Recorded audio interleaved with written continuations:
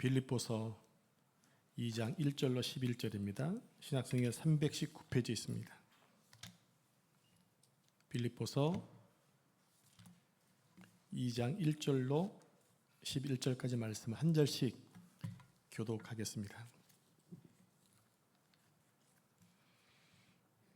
그러므로 그리스도 안에 무슨 권면이나 사랑의 무슨 위로나 성령의 무슨 교제나 긍휼이나 자비가 있거든 마음을 같이하여 같은 사랑을 가지고 뜻을 합하여 한 마음을 품어 아무 일이든지 다툼이나 허용을 하지 말고 오직 겸손한 마음으로 각각 자기보다 남을 낮게 여기고 각각 자기 일을 돌볼 뿐더러 또한 각각 다른 사람들의 일을 돌보아 나의 기쁨을 충만하게 하라. 너희 안에 이 마음을 품으라. 곧 그리스도 예수의 마음이니 그는 근본 하나님의 본체시나 하나님과 동등됨을 취할 것으로 여기지 아니하시고 오히려 자기를 비워 종의 형체를 가지사 사람들과 같이 되셨고 사람의 모양으로 나타나사 자기를 낮추시고 죽기까지 복종하셨으니 곧 십자가의 죽으심이라. 이러므로 하나님이 그를 지극히 높여 모든 이름 위에 뛰어난 이름을 주사 하늘에 있는 자들과 땅에 있는 자들과 땅 아래에 있는 자들로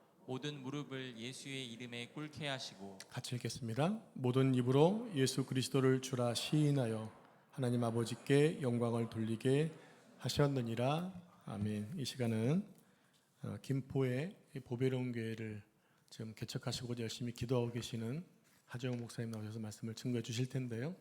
우리 여러분 알고 있다시피 저희가 개척교회를 실은 세운다고는 개념보다는 우리가 또 개척교회를 하려면 또 기도하고 또 열심히 심고 많은 시간들을 투자해야 되잖아요.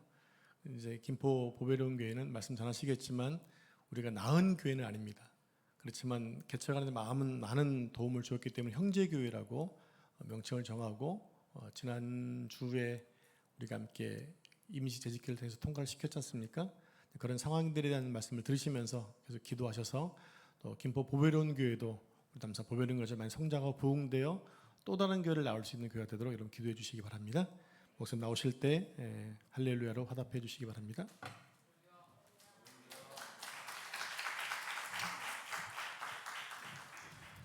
반갑습니다. 몇 년 전에 제가 와서 두 번 제가 이 강단에 섰는데요. 그때는 선교사에 그때 제가 선교 보고를 위해서 두 번 제가 설교를 한 기억이 있습니다. 저는 2016년도에 그 FMB 선교사로 베트남 호치민에 선교를 나갔어요.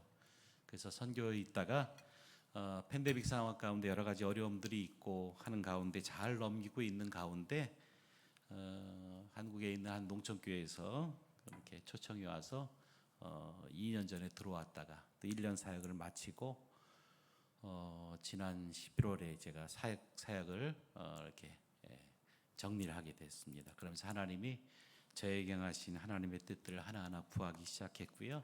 그것이 무엇인지 저도 알지 못하는 가운데 기도하는 가운데 하나님이 한 걸음 한 걸음 인도하시는 그 분들을 보면서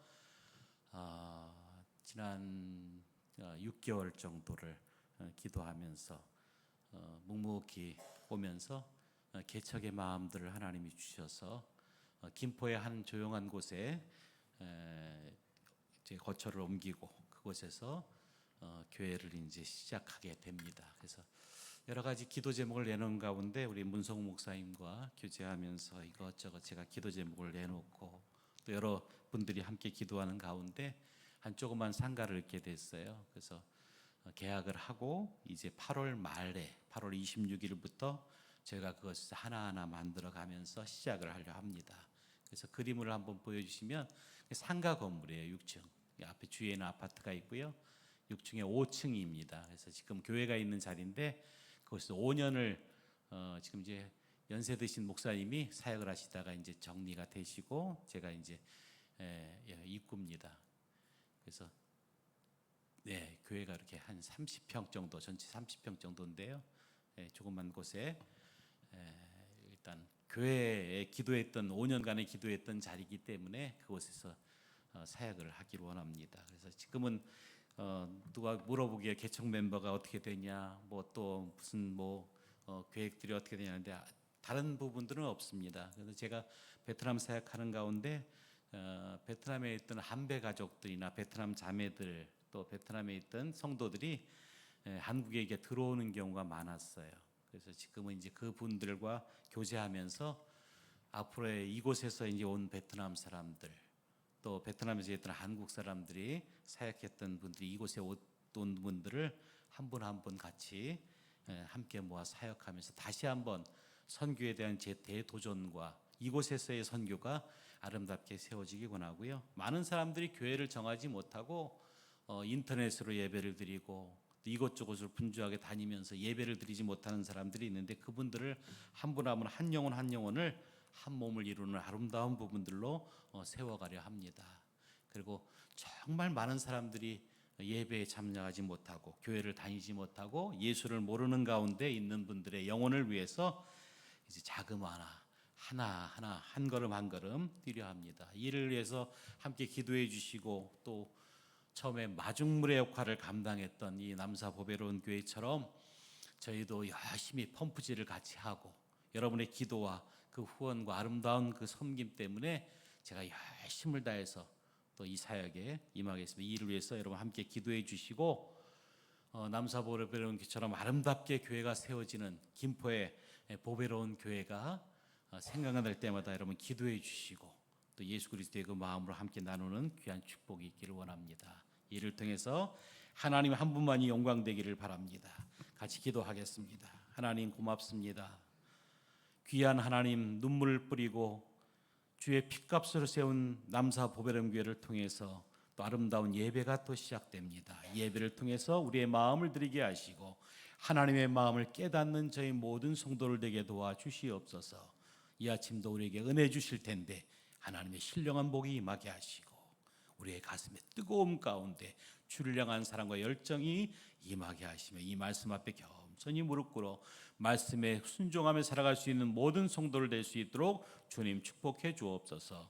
그 마음 가운데 교회가 교회를 세우며 함께 기도하는 그 아름다운 열매들이 또 하나님 나라의 확장의 아름다운 축복이 임하게 하시고 보다 큰 일 가운데 꿈꾸며 기도하는 것들이 하나하나 이루어지게 도와주시옵소서. 주님 이 예배를 온전히 받아줄 줄 믿사와 예수님의 이름으로 기도드리옵나이다.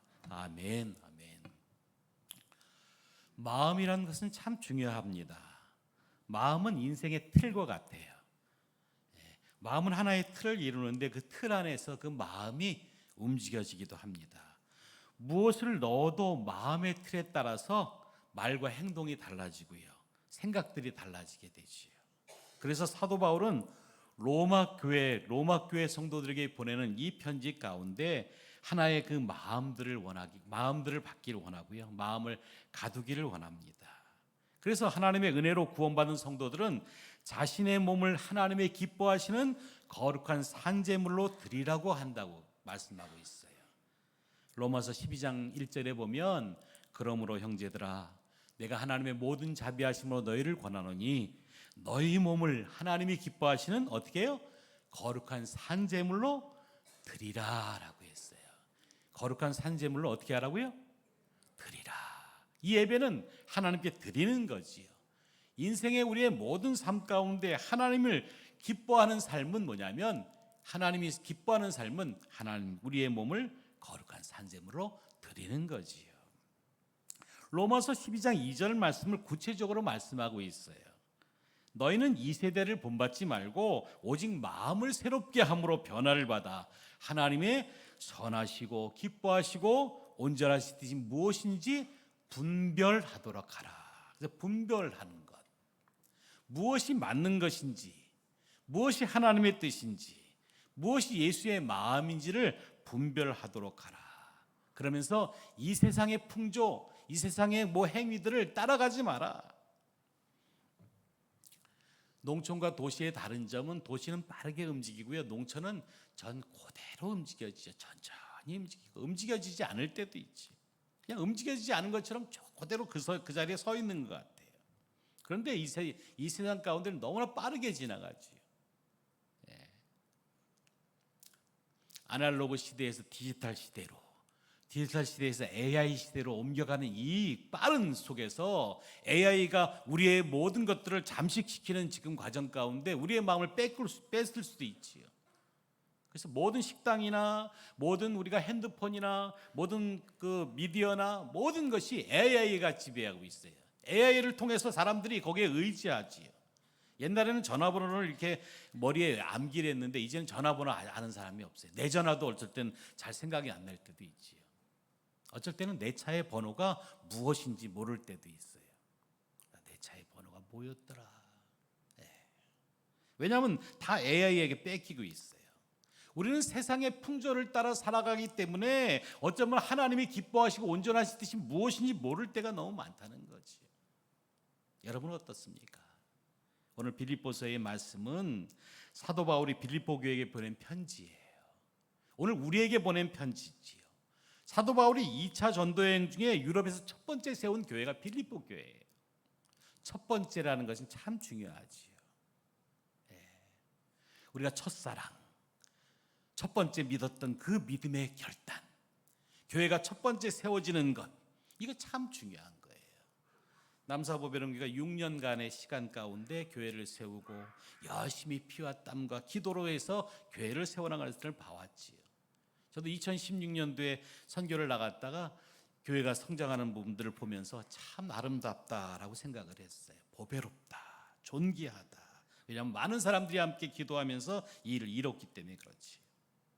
그래서 때로는 교회 안에 좋은 일만 있는 게 아니에요. 문제도 생겨나게 되지.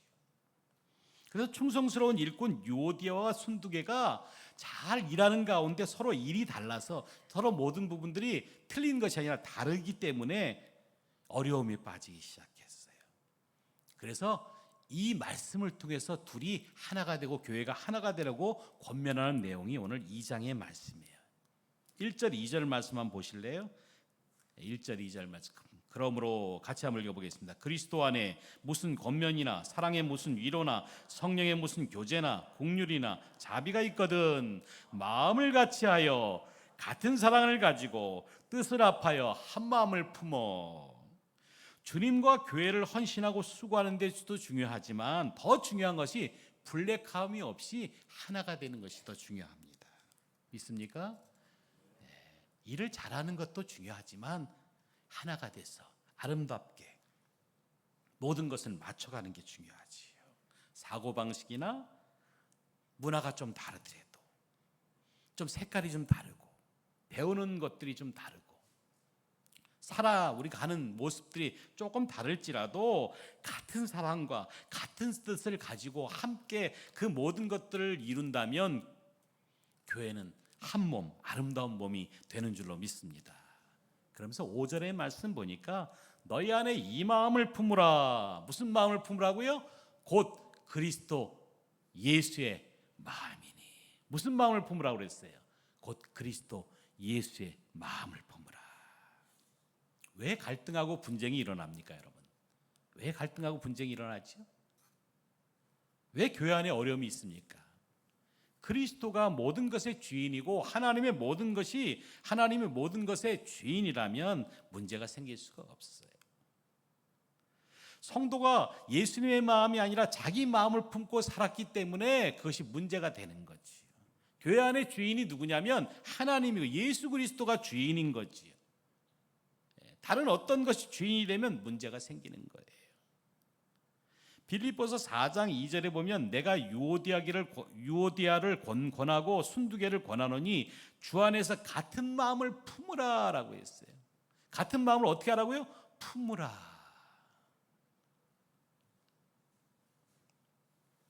부모가 자식을 낳으면 그 자식을 품는 것처럼 다 이해하잖아요. 다 용납하잖아요. 다른 사람이 어떻게 얘기해도 그 자식은 내 자식인 거지. 다른 사람이 나쁘게 얘기해도 그 자식은 나의 가장 착하고 사랑스러운 자식이 되는 거지. 교회도 마찬가지예요. 하나님이 기뻐하시는 봉사, 선교, 섬김, 심지어는 사랑까지도 예수님을 품고 해야 한다는 거지. 예수님을 품지 않으면 서운한 마음이 생겨요. 예수님의 마음을 품지 않으면 내 마음에 어려움이 생기는 거지. 때로는 갈등이 많이 생기지요. 왜요? 예수님의 마음이 내 안에 없기 때문에. 예배도 마찬가지예요. 그 예배의 중심이 나를 위로하고 하나님 나에게 복을 주시고 그 예배를 통해서 큰 역사가 일어나고 이것들을 바라는데 우리는 한 가지만 생각해야 돼. 예수님의 마음을 알아가야지. 나를 향하신 하나님의 마음이 무엇인가. 우리는 선한 일을 하는 것도 중요하고요, 거룩한 것들을 갖는 것도 중요하고, 이 모든 것들을 믿음으로 할 때 가장 중요한 것은 내 마음을 내려놓고, 우리의 마음을 내려놓고 예수의 마음을 가지고 산다면 그것이 진정한 예수님의 사람이 될 겁니다. 오늘 우리가 품고 살아야 할 그리스도인의 마음이 무엇인지 이 본문을 통해서 함께 은혜를 나누자 합니다. 첫 번째, 그리스도 예수의 마음은요, 자기를 비우는 마음이다. 자기를 어떻게 하라고요? 비우는 마음이에요. 6절 7절 말씀이에요. 그는 근본 하나님의 본체시나 하나님과 동등됨을 취할 것으로 여기지 아니시고 오히려 자기를 비워, 이렇게 시작하지요. 예수님의 마음은 자기를 비우는 거지요. 자기를 비우는 마음을 이해하려면 그분이 무엇을 비웠는지를 알아야 돼요. 예수님은 무엇을 비웠지요? 예수님은 하나님이신데도 불구하고 이 땅에 오셨어요.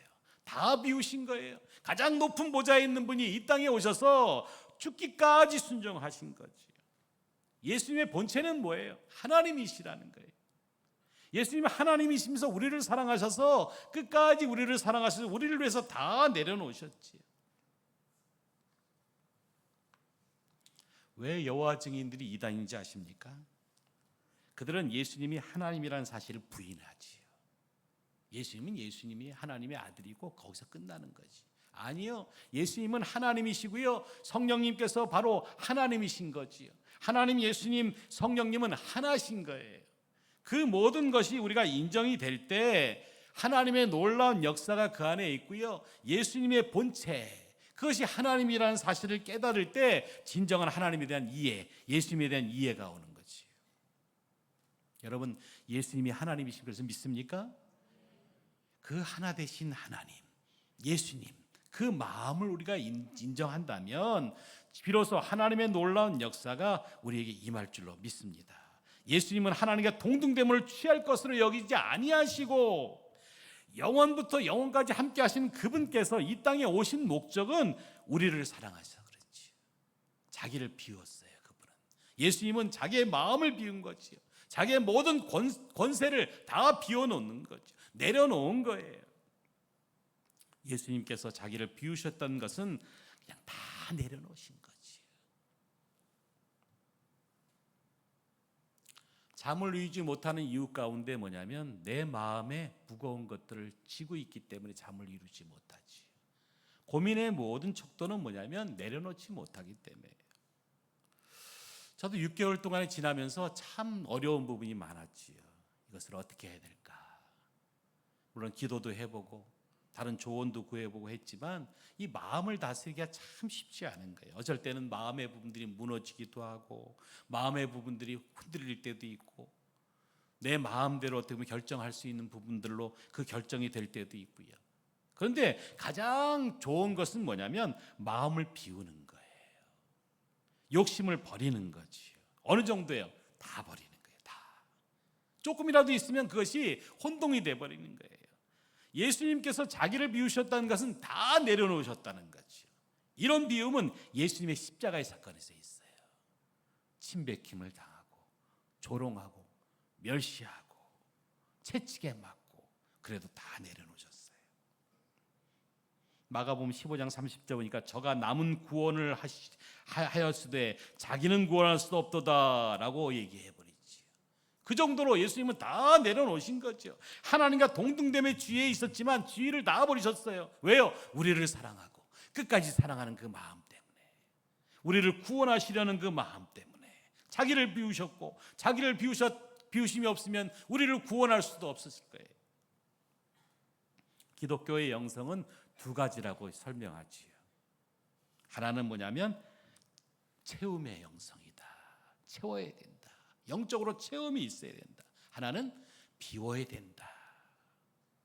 여러분, 비움과 체험이 잘 되시는 영성을 갖기를 주님이라 간절히 축원합니다. 거룩한 것은 어떻게 해요? 채워야지요. 좋은 것은 채워야 돼요.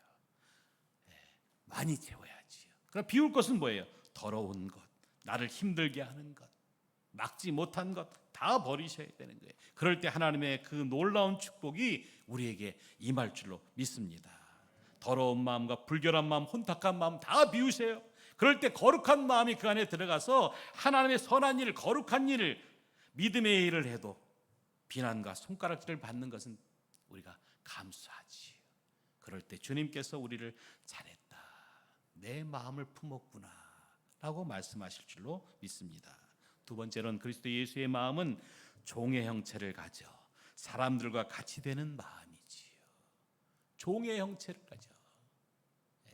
어떨 때는 좀 섭섭할 때가 있죠. 7절 말씀 한번 보실래요? 종의 형체를 가져 사람들과 같이 되었고 사람의 모양으로 나타나셨다. 목사님들을 주로 이제 옛날에는 주의 사자다 이렇게도 얘기하고 또 뭐라 그래요?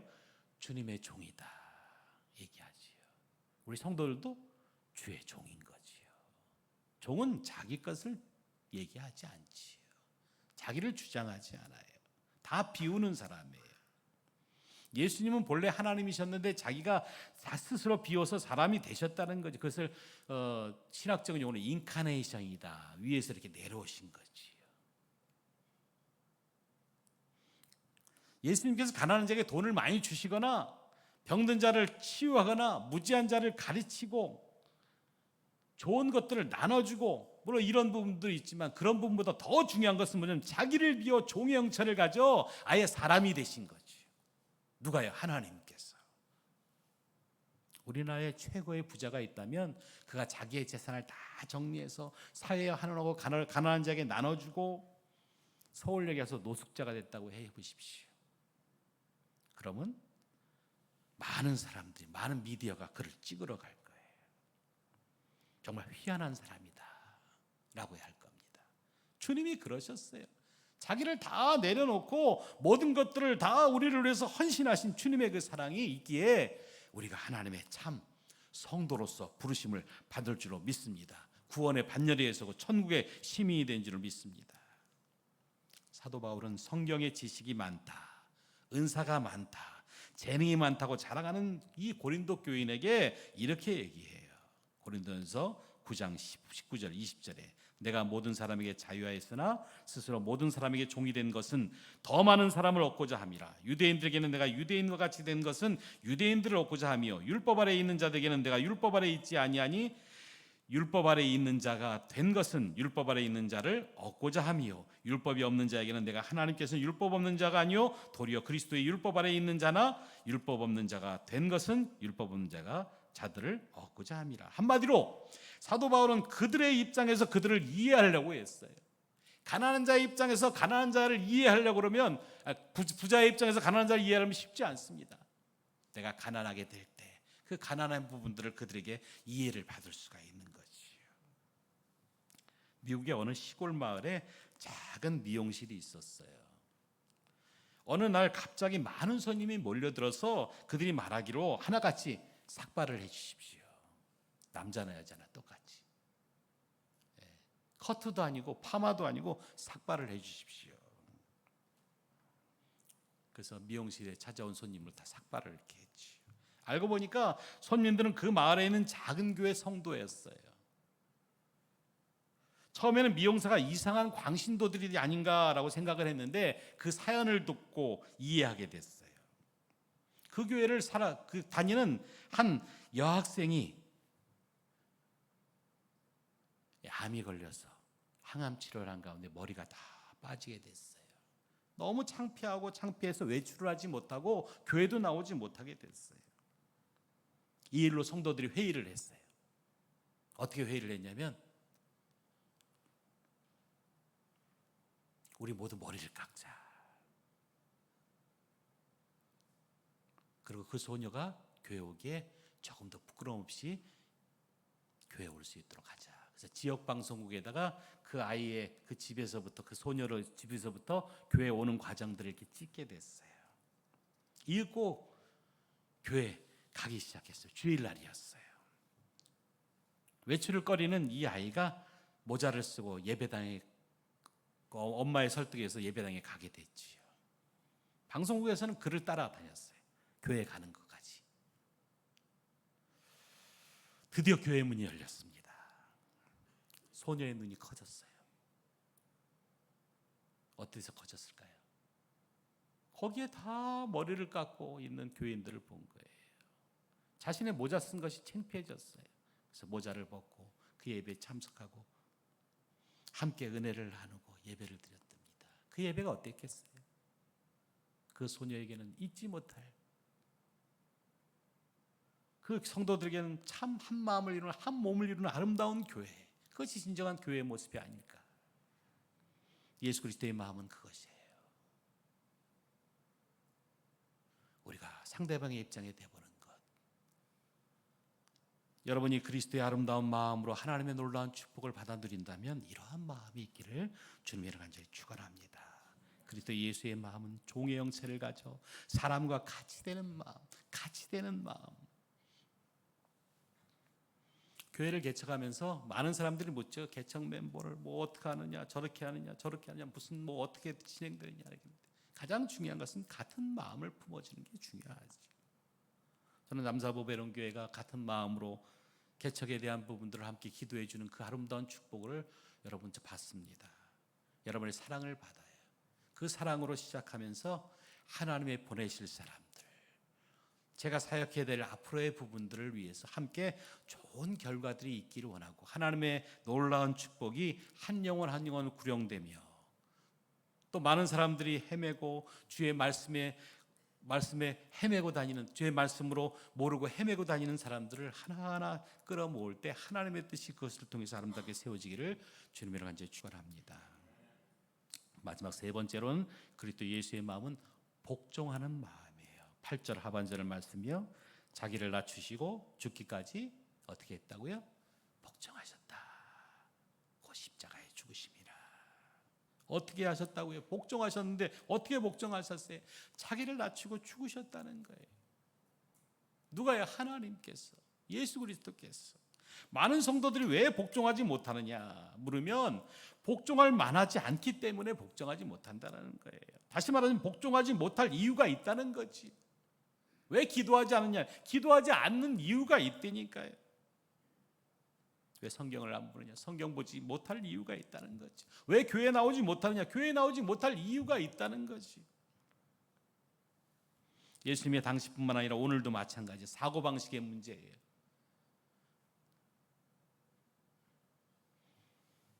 김포에 보면 이렇게 금빛수로라는 수로에서 이렇게 걷는 사람이 참 많아요.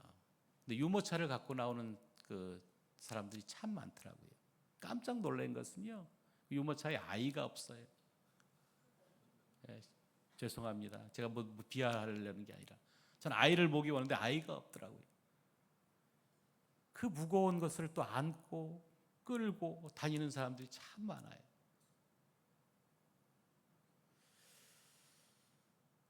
많은 성도들이 왜 복종하지 못하느냐? 예수님의 당시에 왜 그랬느냐? 나는 왜 그럴까? 우리의 마음 안에는 선과 악이 공존하는데요, 두 가지가 자꾸만, 무엇이 먼저인가? 우리의 주인은 누구인가? 여러분은 주인은 누구십니까? 예수님이시죠. 하나님이신 거죠. 우리의 삶의 모든 주인이 그분이시라면 그분께서 하시는 것이 가장 옳은 거지요. 어느 날 기도 중에 하나님께로부터 죄인을 위해서 죽으라 한다면 여러분 어떻게 하십니까? 집사님들, 장로님들, 권사님들에게 죄인을 위해서 죽으라. 목사님들한테도 죄인을 위해서 죽을래. 어느 누구도 왜 전대요 라고 얘기하지, 예 하겠습니다. 쉽지 않은 거지. 예수님은 하나님의 뜻에 죽기까지 복종하셨다고 그랬어요. 죄인들을 위해서 죄 없으신 예수님께서 십자가에 죽으라 하나님의 뜻에 33년 6개월 외에 너는 이제 죽어라.